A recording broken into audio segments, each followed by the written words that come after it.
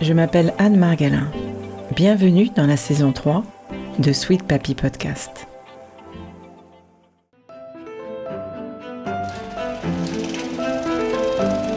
Mon père qui filme ma mère en train de faire sa valise pour aller à la maternité avec moi. C'est vraiment ça qui a été aussi un élément déterminant du choix de la vidéo pour raconter mes histoires, parce que j'ai baigné là-dedans, dans les images depuis que je suis toute petite.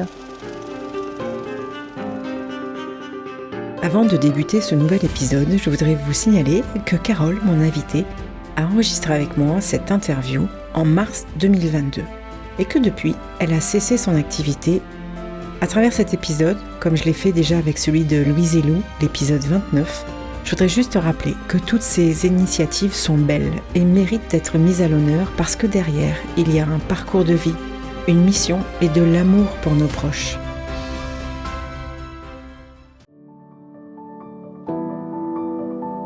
Quand les bras qui vous ont si longtemps réconfortés se fragilisent, quand vous souhaitez prendre soin avec douceur de ceux qui vous ont donné la vie, vous réalisez que c'est un monde inconnu qui s'ouvre devant vous.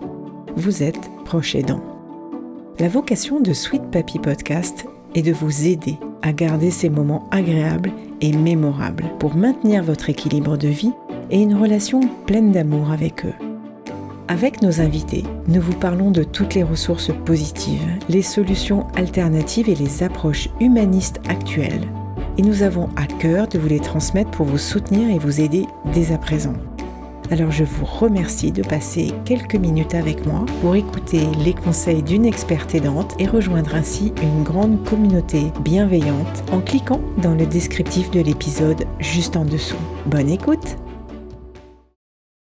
Jules Romain disait à chaque fois qu'il y a du temps qui passe, il y a quelque chose qui s'efface. Nous sommes tous témoins des changements incessants que le temps opère dans nos vies, ces moments qui s'évanouissent et les souvenirs qui s'estompent.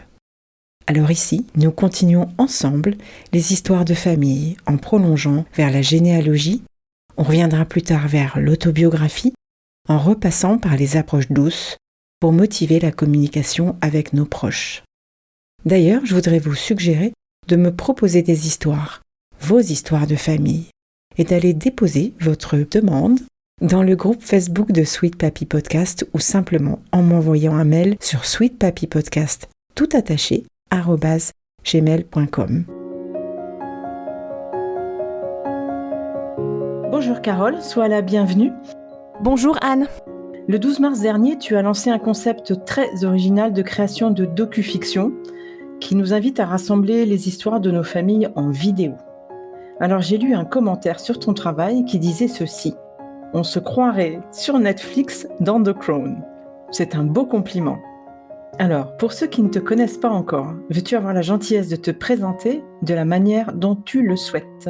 Alors donc je m'appelle Carole, j'ai 52 ans et j'habite dans le nord de la France, dans un tout petit village à la frontière de la Belgique. Je suis maman de 3 grands-enfants.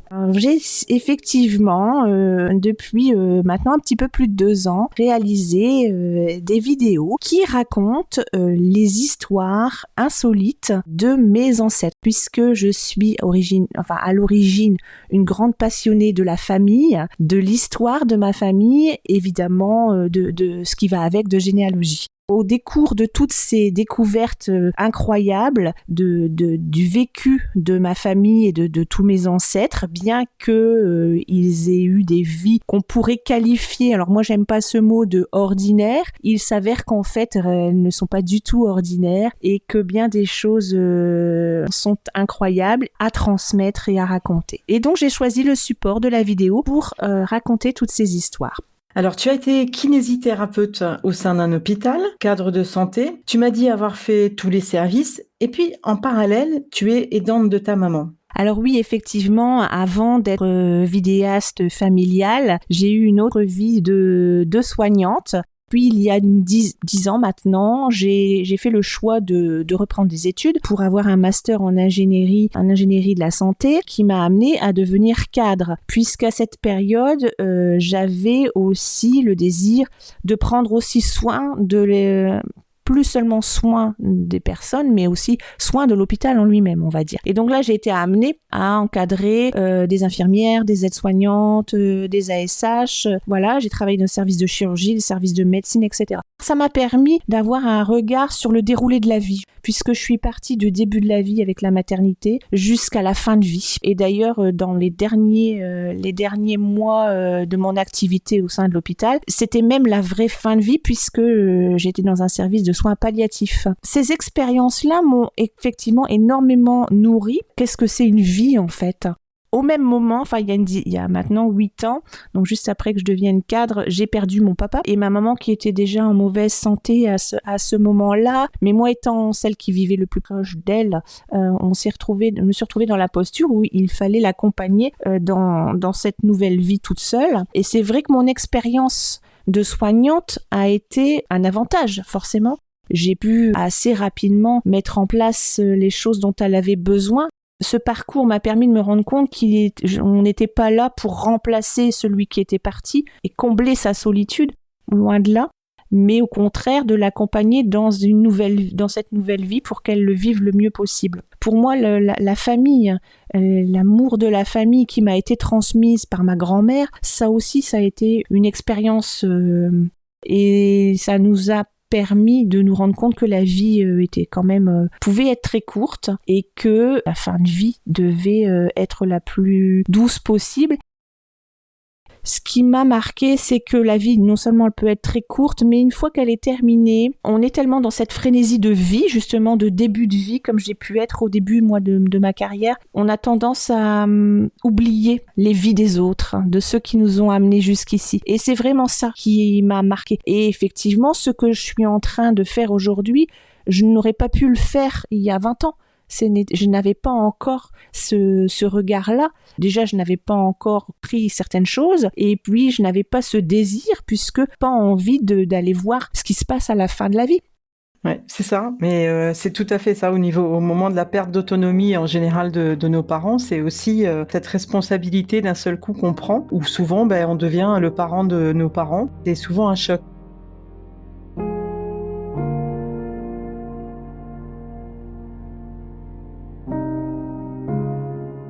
Donc aujourd'hui, Anise, c'est ce qui permet à toutes les familles, donc c'est aider chaque famille de pouvoir fixer dans le temps leur vie et celle de leurs ancêtres par le support de la vidéo et de pouvoir aider chaque famille à pouvoir transmettre à leur descendance leurs histoires.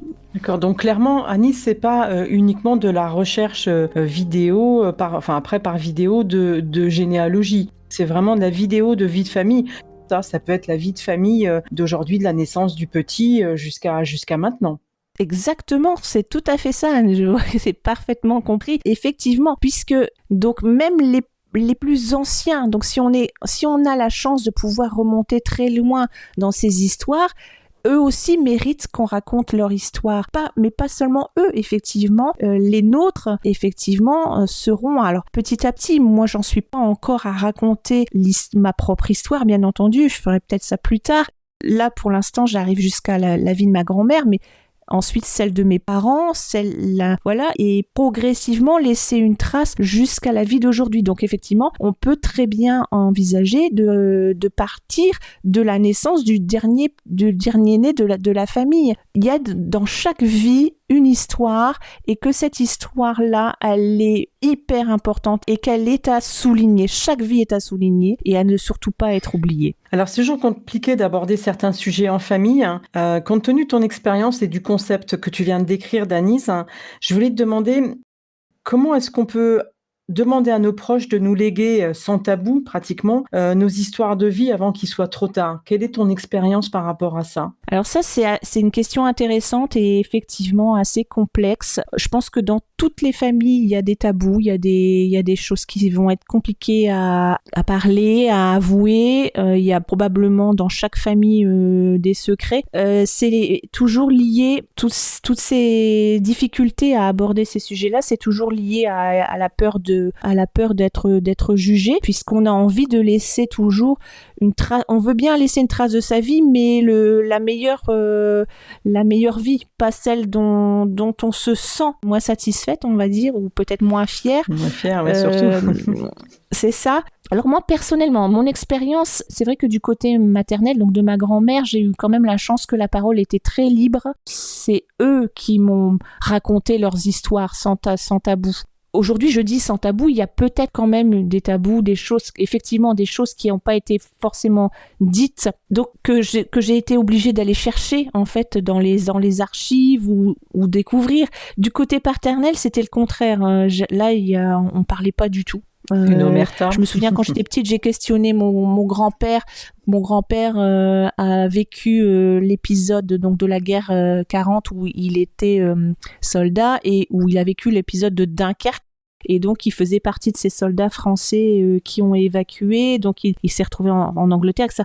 Donc, ces choses-là, on me l'avait raconté, mais on m'a juste dit, voilà, il a failli se noyer.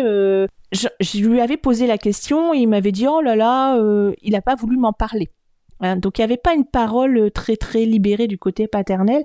Je me suis rendu compte, depuis que je raconte toutes ces histoires, comme c'est moi qui aborde le sujet et que ça part de moi, donc je pense que quand ça vient de nous, c'est-à-dire que quand on parle de ce que nous on ressent par rapport à notre vécu d'aujourd'hui, par exemple si on a une problématique en abordant, en disant tiens c'est bizarre mais moi j'ai par rapport à ce sujet-là j'ai l'impression que j'ai telle difficulté ou je ressens ça. Est-ce que toi aussi tu as eu cette sensation de ressentir ça, ou est-ce que papy, mamie, est-ce que nos grands-parents eux aussi ont vécu ce genre de sensation? En fait quand ça part de nous, je pense que ça libère un petit peu plus. Parce qu'il ne faut pas perdre de vue que quand on raconte une histoire, aujourd'hui, c'est forcément notre vision. Ça n'est pas la réalité il ne faut surtout pas penser qu'on va dévoiler la vérité.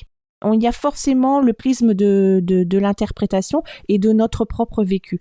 En fait, je pense qu'il faut commencer par raconter soi-même, et ça libère la parole. Je suis d'accord avec toi. Je te retourne ça dans l'autre sens. Maintenant, c'est une fois que c'est fait, tu as préparé ce docu-fiction pour ta famille, c'est comment susciter l'intérêt des autres pour qu'ils puissent aller regarder ça et te fournir éventuellement effectivement des informations. Comment passer le message? Alors, en fait, pour moi, c'est le support qui a suscité l'intérêt. C'est la vidéo elle-même qui a suscité l'intérêt. C'est-à-dire que avant donc de créer ces vidéos, j'avais déjà fait plein de découvertes, j'avais déjà plein d'histoires que j'avais tenté effectivement de transmettre à tout le monde. J'avais écrit un petit livret, c'est vraiment purement généalogique, où j'avais fait des fiches par individu, où je racontais par personne leur vécu, voilà, que j'ai offert à tout le monde. Je me suis assez vite rendu compte que l'intérêt, même si j'ai eu un accueil très très intéressant, hein, mais j'avais pas réussi à retenir spécialement la mémoire. En tout cas, les gens n'avaient pas forcément retenu exactement le contenu de ces histoires. Et mes enfants encore moins. C'est-à-dire qu'ils mélangeaient un petit peu tout. Toutes les époques et un petit peu toutes les histoires. À l'origine, effectivement, l'idée de réaliser une vidéo sur l'histoire familiale, elle avait pour but d'être un cadeau pour ma maman et forcément pour le reste de la famille, de façon à l'aider effectivement à voir cette histoire. Et comme moi, j'aime beaucoup raconter des histoires en imaginant et à ce qu'on puisse voir et se projeter dans ces histoires, j'ai utilisé la vidéo pour ça. Et c'est une fois que j'ai fait la première vidéo, cette première vidéo, c'est la jeunesse de ma grand-mère. Donc celle-ci, elle n'est restée que dans le cercle familial, elle n'a jamais été diffusée puisque je l'estime beaucoup trop intime pour que ce soit le cas. Et donc, une fois que j'ai réalisé cette première vidéo, je l'ai montrée à ma maman et je l'ai montrée à mes enfants. Et c'est quand j'ai vu leur réaction que je me suis rendu compte que ce support-là, effectivement, c'était quelque chose qui leur parlait, quelque chose qui leur permettait de comprendre et de s'y intéresser. Et donc, une fois, j'ai fait une seconde vidéo, et cette seconde vidéo parlait d'un ancêtre beaucoup, beaucoup plus ancien, qui était parti chercher de l'or aux États-Unis en 1850. Et donc, c'était une histoire assez insolite. Et cette seconde vidéo, c'est la première que j'ai postée sur la chaîne YouTube. Et c'est pareil, c'est ce support de la chaîne YouTube qui m'a permis de me rendre compte que ça intéressait beaucoup plus. Et alors, ça a l'avantage d'être une diffusion très large. Donc, une fois que la vidéo est sur la chaîne, il suffit d'inviter tout le reste de la famille à la visionner. C'est très simple. Et puis surtout, ça engendre beaucoup de curiosité. Alors, j'ai 2 petites questions que je garde toujours pour mes invités à la fin. 2 petites questions rigolotes, plus personnelles, mais que je ne t'ai pas transmises pour que tu aies la surprise. La première, c'est: que dirais-tu aujourd'hui à la Carole de 18 ans si tu avais la possibilité de lui parler? Je lui dirais: n'aie pas peur. Ce qui me terrorisait le plus, c'est d'avoir une vie qui ne sert à rien. Et donc, la Carole d'aujourd'hui, elle dirait, on s'aperçoit que toutes les vies qui nous semblaient si ordinaires soient-elles, au contraire, sont des vies extraordinaires, et que dans chaque vie qui a été vécue, on a une vie extraordinaire, et qu'elle vaut la peine d'être vécue et d'être transmise. Voilà ce que je lui dirais. Alors, deuxième question surprise. Quel est l'objet de ton enfance que tu as gardé?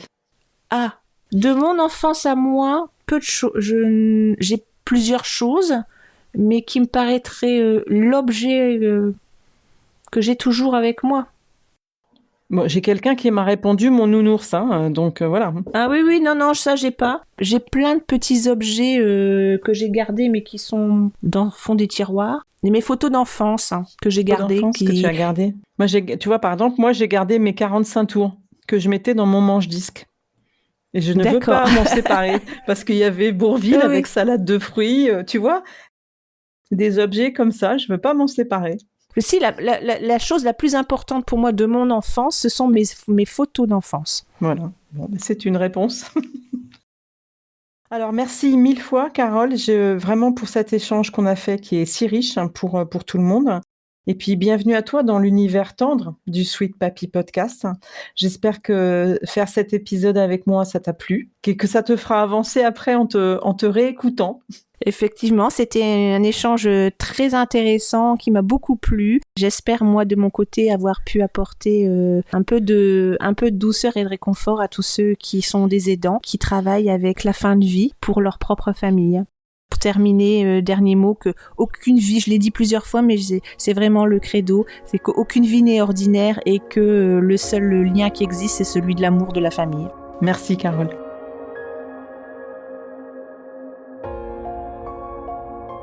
Encore merci d'avoir suivi cette discussion intime et ce partage. Si les thématiques abordées vous intéressent, retrouvez Sweet Papy Podcast sur Insta ou Facebook. Je me ferai un plaisir d'en discuter avec vous et de vous interviewer, pourquoi pas. Pensez aussi à noter 5 étoiles sur Apple Podcast, abonnez-vous et partagez ce joli balado avec vos amis. À très bientôt.